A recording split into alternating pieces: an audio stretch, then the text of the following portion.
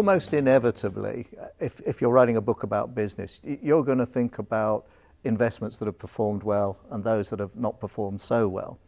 And one or two things happened in my life that made me realize, first, what I was doing wrong, and secondly, what I could never do right.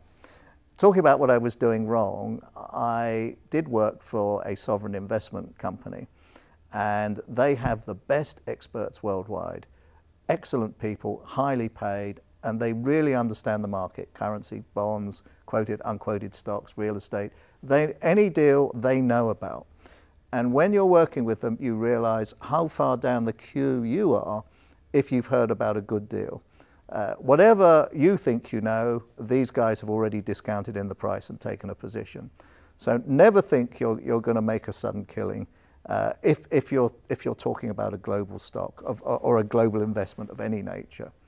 I think the second experience was working with a bank and setting up their wealth management function and the sort of incentives that they focused on, which were all about taking investors who were not giving banks the income they wanted and putting them into certain funds where the bank maximized profit. Really no interest in whether the fund would make money or not. So your incentive was all about taking a low income earning investor and putting them in a higher income earning slot.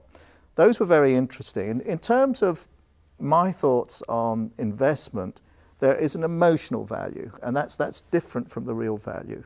Emotional value can be revealed by greed. When stocks are going up, there is greed. Emotional value can be reflected by fear. Obviously, stocks going down. There are some other forces as well, and just briefly, usually October is a time, the autumn, when stocks fall. People do start to feel fearful, mainly because most of the transactions are in the Northern Hemisphere. Also the activity of sunspots, and I'll be very brief about that. The next period when we're going to have high solar activity is 2013. People will behave more emotionally. What that will do to the market, not sure, but interesting to watch. Final point, if you're going to invest in your house first. It's appreciating and tax-free, and never ever gamble. You can't beat the odds. Thanks a lot.